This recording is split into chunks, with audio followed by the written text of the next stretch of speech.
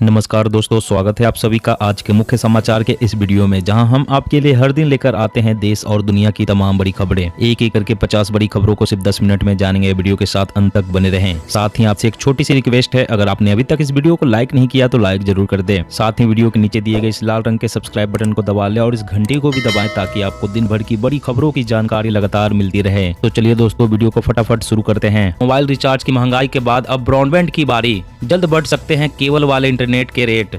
जी हां, अयोध्या में बन रहे भव्य राम मंदिर को लेकर विहिप के अध्यक्ष रविंद्र नारायण सिंह ने बड़ा ऐलान किया है।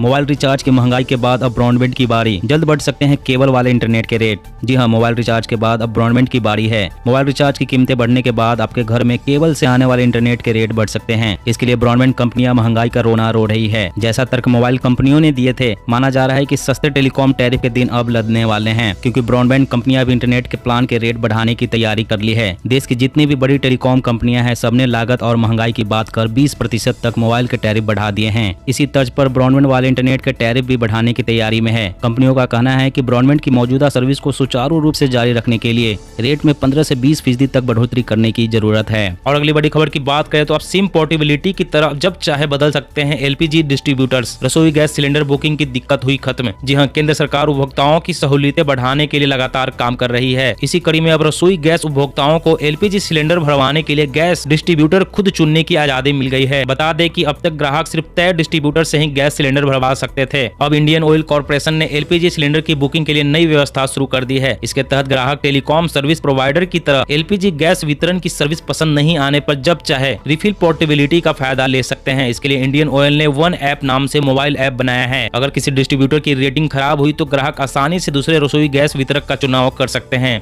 और अगली बड़ी खबर की बात करें तो रिपोस एनर्जी कंपनी ने शुरू किया मोबाइल पेट्रोल पंप। अब आपके घर पर होगी डीजल की डिलीवरी। जी हाँ, रिपोस एनर्जी एक नई स्टार्टअप कंपनी है जिसने मोबाइल या चलता फिरता पेट्रोल पंप शुरू किया है। इस स्टार्टअप को टाटा का सहयोग मिला है। यह कंपनी आपके घर पर डीजल की डिलीवरी करेगी। अभी इस सर्विस में पेट्रोल को शामिल नहीं किया गया है। ग्राहक ऑनलाइन ऑर्डर देंगे और उनके घर पर डीजल की डिलीवरी की जाएगी। इस कंपनी ने अभी हाल ही में रिपोस 2.0 बीटा मोबाइल पेट्रोल पंप शुरू करने का ऐलान किया है और सर्विस शुरू कर दी है। बीटा का मोबाइल पेट्रोल पंप अभी पूरे देश में घूम रहा है, जिससे कि ग्राहकों के बीच इसके बारे में जानकारी दी जा सके। ग्राहक चाहे तो 100 लीटर की भी बुकिंग सीधा अपने घर पर डीजल की डिलीवरी के लिए करा सकते हैं। इसके लिए ग्राहक को रिपोस ऐप पर ऑनलाइन बुकिंग करनी होगी, जिसके बाद उसके घर पर डिलीवरी की जाएगी। और अगली बड़ी खबर की बात करें तो महिलाओं के खिलाफ अपराध की शिकायतें 46% बढ़ी। सबसे ज्यादा मामले यूपी से। महिला आयोग, जी हां, इस साल देश में महिलाओं के खिलाफ अपराध के मामले में काफी ज्यादा बढ़ोतरी देखी गई है। जनवरी 2021 से अगस्त तक यानी साल के शुरुआत के 8 महीने में महिलाओं के खिलाफ अपराध की शिकायतें पिछले साल इसी अवधि की तुलना में 46% ज्यादा आई है। महिलाओं के खिलाफ अपराध के मामलों में उत्तर प्रदेश के हालात सबसे खराब हैं। यहीं से सबसे ज्यादा शिकायतें हैं। राष्ट्रीय महिला आयोग की ओर से बताया गया कि देश में महिलाओं के खिलाफ अपराध की जो कुल शिकायतें हैं उनमें से आधी से ज्यादा अकेले उत्तर प्रदेश से है। महिला आयोग ने खुद को मिलने वाली शिकायतों के आधार पर यह जानकारी दी है। और अगली बड़ी खबर की बात करें तो विहिप का ऐलान, राम जन्मभूमि तीर्थ क्षेत्र का विकास वेटिकन व मक्का की तर्ज पर बनेगा हिंदुत्व का प्रतीक। उन्होंने कहा कि राम जन्मभूमि तीर्थ क्षेत्र का विकास वेटिकन सिटी और मक्का की तर्ज पर किया जाएगा।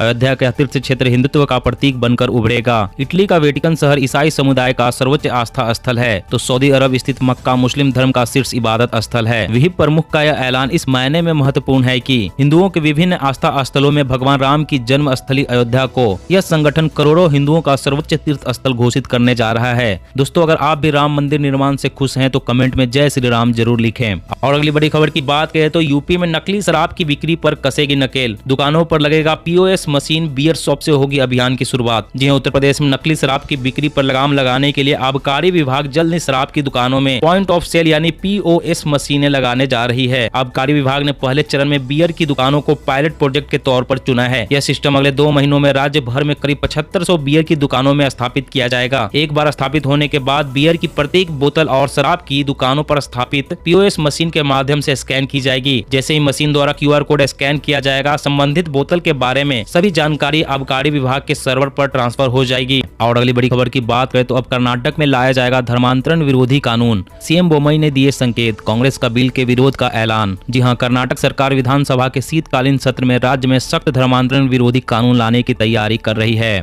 कर्नाटक के मुख्यमंत्री ने संकेत दिया है कि धर्मांतरण विरोधी विधेयक के मसौदे को राज्य कैबिनेट से अनुमति मिलने के बाद इसे बेलगावी में विधानसभा के आगामी शीत सत्र के दौरान पेश किया जा सकता है। उधर कांग्रेस ने इस बिल का विरोध करने का ऐलान किया है। पार्टी का कहना है कि यह बिल अल्पसंख्यकों को निशाना बनाने के लिए लाया जा रहा है। सूत्रों के मुताबिक नए कानून में जबरन धर्मांतरण में शामिल आरोपियों को 10 साल तक की सजा का प्रावधान होगा। नया कानून धर्म परिवर्तन से पहले एक मजिस्ट्रेट के समक्ष घोषणा को भी अनिवार्य बनाएगा। ड्राइविंग सिखाकर नारी को आत्मनिर्भर बनाने की तैयारी। जी हां, रोजगार और जीवन में बेहतर अवसर दिलाने के लिए महिलाओं को ड्राइविंग सिखाने की मुहिम शुरू हो गई है। यानी अब ड्राइविंग महिलाओं के लिए कमाई का एक बड़ा जरिया बनने जा रही है। जय भारती का कहना है बाइक और कार नारी को आत्मनिर्भर बनाने में अहम रोल अदा करेंगी। सेल फाउंडेशन की मदद से मूविंग बाउंड्रीज मुहिम शुरू की गई है। इसका मकसद महिलाओं को ड्राइविंग के जरिए अपने पांव पर खड़े होने के लिए प्रेरित करना है। ड्राइविंग सीखने के बाद महिलाएं पारिस्थितिकी तंत्र की अड़चनों को दूर करते हुए ट्रांसपोर्टेशन उद्योग में बतौर टैक्सी और ई रिक्शा ड्राइवर या ई कॉमर्स कंपनियों के लिए डिलीवरी एजेंट्स के रूप में खुद की खातिर रोजगार की बेहतर संभावनाएं तलाश कर सकती है।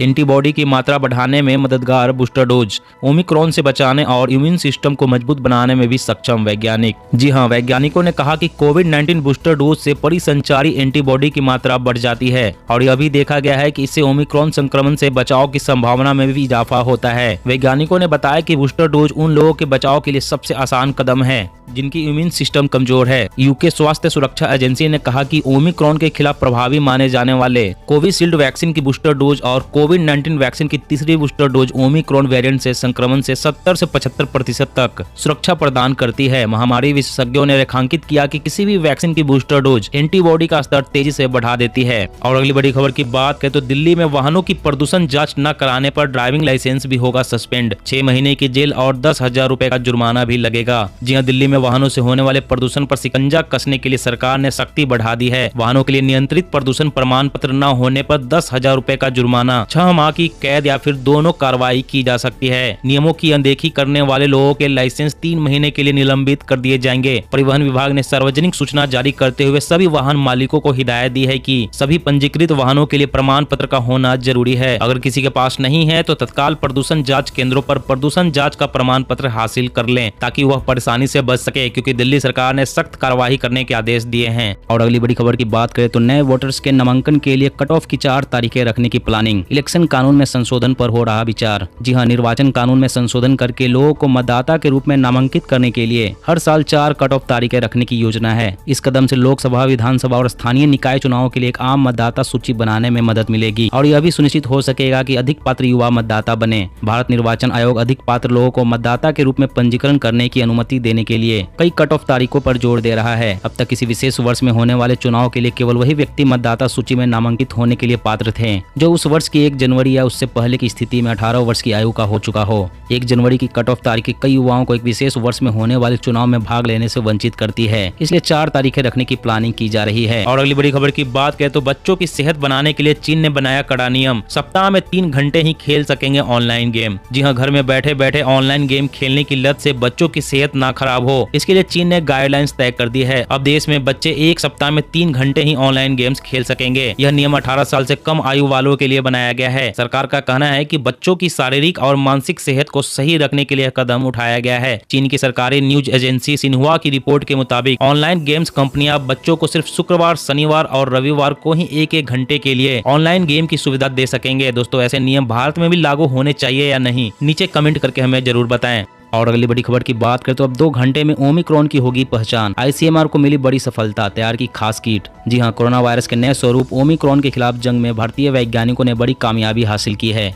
भारतीय आयुर्विज्ञान अनुसंधान परिषद ने असम के डिब्रूगढ़ में एक नई कोविड टेस्ट किट तैयार की है। इससे महज 2 घंटे में ओमिक्रॉन संक्रमण की पोल खोली जा सकती है। देश के कई राज्यों में ओमिक्रॉन के बढ़ते मामलों को देखते हुए किट काफी अहम साबित होगी। अभी ओमिक्रॉन का पता लगाने के लिए किसी कोविड संक्रमित व्यक्ति के स्वैब सैंपल की जीनोम सीक्वेंसिंग करानी पड़ती है, जिससे अभी कम से कम 36 घंटे लग जाते हैं। वहीं पूरी जीनोम सीक्वेंसिंग होने में 4 से 5 दिन का समय लगता है। ऐसे में इस किट के आ जाने से काफी आसानी होगी। और अगली बड़ी खबर की बात करें तो भारत की इस उपलब्धि से कांपेगा दुश्मन। डीआरडीओ ने स्वदेशी stand of anti tank missile का सफलतापूर्वक परीक्षण किया। जी हां, भारत ने पोखरण रेंज से स्वदेशी रूप से डिजाइन और विकसित helicopter launch stand of anti tank missile का सफलतापूर्वक परीक्षण किया है। एक अधिकारी ने यह जानकारी दी है। यह परीक्षण रक्षा अनुसंधान एवं विकास संगठन और भारतीय वायुसेना की ओर से संयुक्त रूप से किया गया है। यह परीक्षण सभी मायनों में सफल रहा और इसने सभी उद्देश्यों को पूरा किया। मिसाइल एक अत्याधुनिक MMW तकनीक से लैस है। यह हथियार 10 किलोमीटर तक की सीमा में लक्ष्य को नष्ट करने की काबिलियत रखता है। इस स्वदेशी विकास रक्षा क्षेत्र में आत्मनिर्भर भारत की दिशा में एक और महत्वपूर्ण कदम है। दोस्तों, आज की खबरों में बस इतना ही। इसी तरह हर रोज काम की खबरें जानने के लिए आप हमेशा हमारे साथ जुड़े रहें। हमारे साथ जुड़ने के लिए वीडियो के नीचे दिए गए इस लाल रंग के सब्सक्राइब बटन को दबा लें और साथ ही इस घंटी को भी दबाएं ताकि आपको हर खबर की सटीक जानकारी मिल सके। जय हिंद, जय भारत।